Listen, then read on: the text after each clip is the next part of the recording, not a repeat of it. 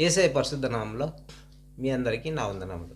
సహోదరులారా, భూమి మీద ఎంతోమంది క్రైస్తవులు ఉన్నారు, క్రైస్తవేతరులు ఉన్నారు. దేవుని తెలిసిన వారు ఉన్నారు, దేవుని తెలియని వారు ఉన్నారు. అయితే నా సహోదరుడా, నా సహోదరి, నిజమైన క్రైస్తవులు ఎవరు, నిజమైన దేవుని బిడ్డలు ఎవరో మనకు తేట తెల్లంగా దేవుని వాక్యం మనకు బయలుపరుస్తూ ఉంది. నిజమైన క్రైస్తవుని మనం ఎలా కనుగొంటాం? అసలు మనలో నిజమైన క్రైస్తవుని లక్షణాలు ఉన్నాయా లేదా? ఈ లక్షణాలు లేని ప్రతి వాడు క్రైస్తవుడు కాదు అని దేవుని వాక్యం చెప్తా ఉంది. అయితే ఏ లక్షణంలో క్రైస్తవునిలో లేవు, ఏ లక్షణంలో క్రైస్తవుడు కలిగి ఉండాలి, మనకు దేవుని వాక్యం ఏం చెప్తుందో మనము దేవుని వాక్యంలోకి వెళ్దాం. లేవీకాండము 19వ అధ్యాయము 24వ వచనంలో ఒక మాట ఉంది. మీ దేవుడైన యెహోవాకు మీరు ప్రతిష్ఠితమైన జనము గనుక, మీరు దేవుని చేత రక్షింపబడినారు కనుక, దేవుని చేత మీరు బాప్తిస్తం పొందినారు కనుక. అయితే మీరు ఏ విధంగా జీవించాలి? మొదటి లక్షణం, మీరు రక్తముతో కూడిన దేనినైనను తినకూడదు. ఫర్ ఎగ్జాంపుల్, ఉదాహరణకు చికెన్ కానీ మటన్ కానీ ఏ విధమైన మాంసం తెచ్చుకున్నా కానీ అవి రక్తముతో కలిసి ఉంటాయి. వాటిని కడిగి మీకు ఇయ్యరు. అయితే మనం ఏం చేసుకోవాలా?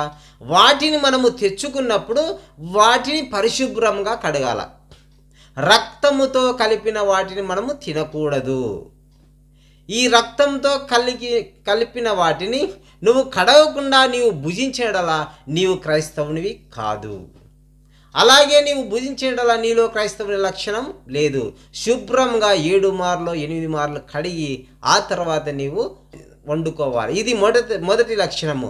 రెండవ లక్షణం ఏమిటంటే, క్రైస్తవునికి ఉండవలసిన, దేవుని నమ్ముకున్న క్రైస్తవునికి ఉండవలసిన రెండవ లక్షణము, శకునములు చూడకూడదు. శకునములు అంటే తిథులు, నక్షత్రములు, అమావాస్యలు, పౌర్ణములు, పిల్లి ఎదురొచ్చిందని, కాకి ఎదురొచ్చిందని, ఇలాంటి శకునములు క్రైస్తవుడు చూడకూడదు. ఈ శకునములు నీవు చూస్తున్నావంటే నీవు క్రైస్తవుడవు కానే కాదు, నీవు దేవుని నమ్ముకున్న బిడ్డవు కానే కాదు అని దేవుని వాక్యం సెలవిస్తూ ఉంది. మంత్ర ప్రయోగములు చేయకూడదు. మంత్ర ప్రయోగములు నువ్వు చేయుచున్నావంటే, మంత్రములు చేయుచున్న వారిని నీవు ఆశ్రయించున్నావంటే, శకునములు చూచు వారిని నీవు ఆశ్రయిస్తున్నావంటే నీవు క్రైస్తవుడు కానే కాదు. నీలో క్రైస్తవుడి లక్షణాలు లేనే లేవు. నీవు విగ్రహాధికుడవే, విగ్రహాధికుడి లక్షణాలు మాత్రమే నీలో ఉన్నాయి. దేవుణ్ణి ఎరగని వారు శకునముల దగ్గరికి, మంత్రగముల దగ్గరికి, గాడి వాళ్ళ దగ్గరికి వెళ్తారు.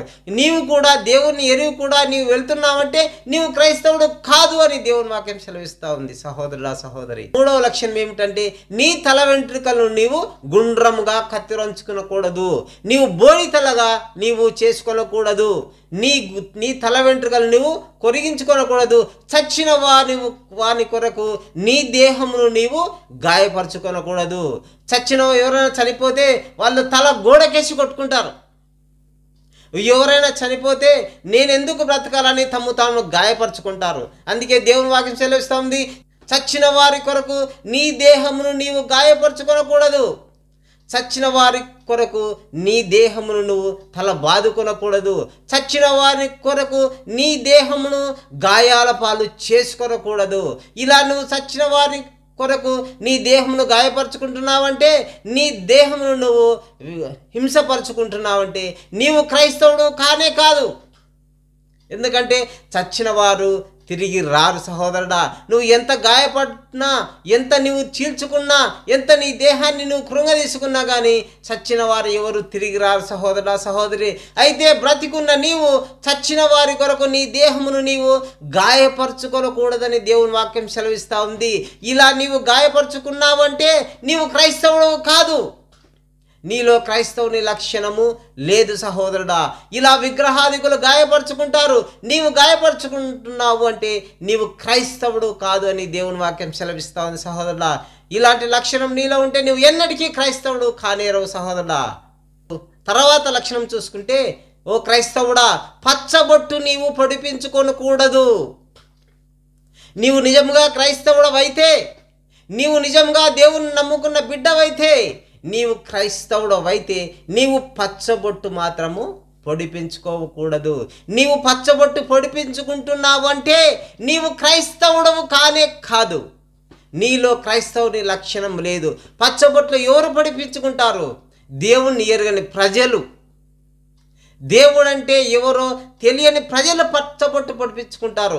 పచ్చబొట్టు పొడిచే వారు కూడా దేవుణ్ణి ఎరగని ప్రజలు. ఒక గుళ్ళ దగ్గర, గోపురాల దగ్గర, ఆలయాల దగ్గర వీళ్ళు పచ్చబొట్టు వాళ్ళు పెట్టే వాళ్ళు ఉంటారు. దేవుని మందిరం దగ్గర పచ్చబొట్టు పొడిచే వాళ్ళు ఉండరు నా సహోదరుడా. అయితే నీవు నిజంగా దేవుని నమ్ముకున్న బిడ్డవైతే నీ దేహం మీద ఎక్కడ పచ్చబొట్టు అనేది నీవు పొడిపించుకొనకూడదు. నీవు పచ్చబొట్టు పొడిపించుకుంటున్నావంటే నీవు క్రైస్తవుడవు కాదు, నీవు విగ్రహాధికుడవే. నీవు దేవుని నమ్ముకొని కూడా నీవు వ్యర్థుడవే. నువ్వు బ్రతికి ఉండి కూడా చచ్చిన పాముతో సమానం సహోదరుడా. చచ్చిన సింహము కంటే బ్రతికిన కుక్క మేలు. నువ్వు బ్రతికి ఉన్నావంటే అది దేవుని కృప. నువ్వు గ్రహించక నువ్వు విగ్రహాదికుల వైపు, కర్ణపిశాచుల వైపు, మంత్రగాళ్ళ వైపు, గారడీల వైపు నా సహోదరుడా నీవు తిరుగుచున్నావంటే నీవు క్రైస్తవుడు కాదు అని దేవుని వాక్యం సెలవిస్తూ ఉంది. నా సహోదరుడా, నీవు నిజంగా దేవుని నమ్ముకున్న బిడ్డవైతే నువ్వు మంత్రగాళ్ళ దగ్గరికి వెళ్ళకూడదు. సోదె చెప్పు వారి దగ్గరికి నీవు వెళ్ళకూడదు. చిలక శాస్త్రం దగ్గరికి నువ్వు వెళ్ళకూడదు. జ్యోతి శాస్త్రం దగ్గరికి నువ్వు వెళ్ళకూడదు. హస్తశాస్త్రం దగ్గరికి నీవు వెళ్ళకూడదు సహోదరుడా. నువ్వు కర్ణపిశాచుల దగ్గరికి, సోదెగాళ్ళ దగ్గరికి నా సహోదరుడా నీవు వెళుచున్నావంటే నీవు క్రైస్తవుడవు కాదు, నీవు విగ్రహాధికుడవే. నీవు దేవుని నమ్ముకొని కూడా నీవు వ్యర్థుడవే. నీలో దేవుని లక్షణము లేనే లేదు సహోదరుడా. నీవు ఇలాంటి లక్షణాలు కలిగి ఉన్న ఎవరైనా కానీ క్రైస్తవులు కారు అని దేవుని వాక్యం సెలవిస్తుంది. ఇది నా మాట కాదు, దేవుని వాక్యంలో క్లుప్తంగా ప్రాక్టికగా రాయబడింది సహోదరుడా. లేవికాండము 19వ అధ్యాయము 24వ వచనం నుంచి మీరు చదువుకుంటే ప్రతిదీ రాయబడింది. నీవు నిజంగా దేవుని నమ్ముకుంటే బిడ్డవైతే, యెహోవాకు ప్రతిష్టమైన జనము నీవైతే ఈ లక్షణాలు నీవు చేయకూడదు. వీటిని కలిగి ఉన్న నీవు నిశ్చయంగా దేవుని బిడ్డవు కానేరవు సహోదరుడా. గారడి వాళ్ళకు, శోధగాళ్ళకు, మంత్రగాళ్ళకు, జ్యోతిష్యులకు, హస్తరేఖ వాళ్ళకి ఇలాంటి లక్షణాలన్నీ నీవు కలిగి ఉండి నీవు క్రైస్తవుడు అయింది రహస్యంగా మంత్రగాళ్ళ వైపు, రహస్యంగా జ్యోతిష్యుల వైపు, రహస్యంగా శోధ చెప్పు వారి వైపు, రహస్యంగా వాస్తు వైపు, రహస్యంగా నీవు సమస్తం వైపు తిరుగుచున్నాడలా నిశ్చయంగా నీవు దేవుని బిడ్డవు కాదు. దేవుని లక్షణాలు నీలో లేవు. నీవు దేవునికి ప్రతిష్టమైన జనము కాదు. నిశ్చయంగా నీవు పరలోక రాజ్యం చేరలేవు నా సహోదరుడా. నీవు పరలోక రాజ్యం చేరాలంటే నిశ్చయంగా దేవుని ఆశ్రయించాలి, నీ తల్లిదండ్రులను గణపరచాలి, ముసలి వాళ్ళని నీ ఇంట్లో ఉంచుకొని నీవు వారిని గణపరచాలి. నీవు నిజంగా దేవుని నమ్ముకున్న బిడ్డవైతే నిన్ను వలె నీ పొరుగువారిని ప్రేమించు, నీ తల్లిని గౌరవించు, ముసలితనమందు నీ తండ్రి ముఖము చూచి అతన్ని గణపరచు. విశ్రాంతి దినమున దేవుని సన్నిధి చేరి ఆయనను గణపరచు. నీ తండ్రి ముసలివాడు, నీ తల్లి ముసలిది, అతన్ని నీవు గణపరచు. అతని కోసం నువ్వు ప్రయాసపడు, అతని కోసం సహాయం చేయి, అతనికి ఆహారం పెట్టు, అతన్ని పోషించు. ఆయనకు ప్రతిష్టమైన జనముగా నీవు మారాలి. ఆయన కట్టడలను నీవు అనుసరించాలి. అబద్ధము, నరహత్య, దొంగతనము, వ్యభిచారం, మోసము ఇవన్నీ నీలో నుంచి తీసివేసి నిజమైన పరిశుద్ధునిగా నిశ్చయంగా ఈ దినము నీవు మనసు మార్చుకునేడలా నిశ్చయంగా దేవుని బిడ్డగా మారి నీవు పరలోక రాజ్యం చేరే అవకాశం ఉంది.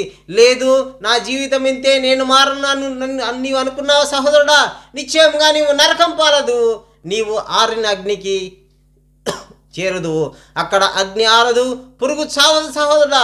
నిశ్చయంగా నీవు పరలోక రాజ్యం చేరవాలన్నా నీవు ఇలాంటి లక్షణములు నీవు కలిగి ఉండకుండా దేవుని లక్షణములు, ఆయన చెప్పిన మాటలను, ఆయన కట్టడలను నీవు అనుసరించి నడుచుకోవడంలా నిశ్చయముగా మునుపటికి కలిగిన మేలు, మునుపటి ఉన్న ఆశీర్వాదము నేటి దినమున నీకు కలుగుతుందని నిశ్చయంగా నీ దేవుడు సెలవిస్తున్నాడు. ఇప్పటికైనా నీ మనసు మార్చుకొని దేవుని యందు భయభక్తులు కలిగి జీవించాలని యేసయ్య పరిశుద్ధ నామములో ప్రేమతో మిమ్మల్ని వేడుకుంటాం. దేవుడి చిన్న వాక్యం హృదయంలో భద్రపరచం. ప్రభువా, విన్న ప్రతి బిడ్డను తండ్రి యేసయ్య నిశ్చయంగా తండ్రి వారు ఎలాంటి ఇక్కడికి తిరగకుండా తండ్రి యేసయ్య విగ్రహాదికులను తండ్రి సమస్తం లోకం వైపు ఎక్కడ తిరగకుండా తండ్రి యేసయ్య నీ వైపే తిరిగి తండ్రి యేసయ్య నీ నామని గణపరిచే భాగ్యం విన్న ప్రతి బిడ్డకు దయచేయమని యేసయ్య అతి పరిశుద్ధ నామంలో అడిగి వేడుకొని పొంది నామ పరమ తండ్రి ఆమేన్.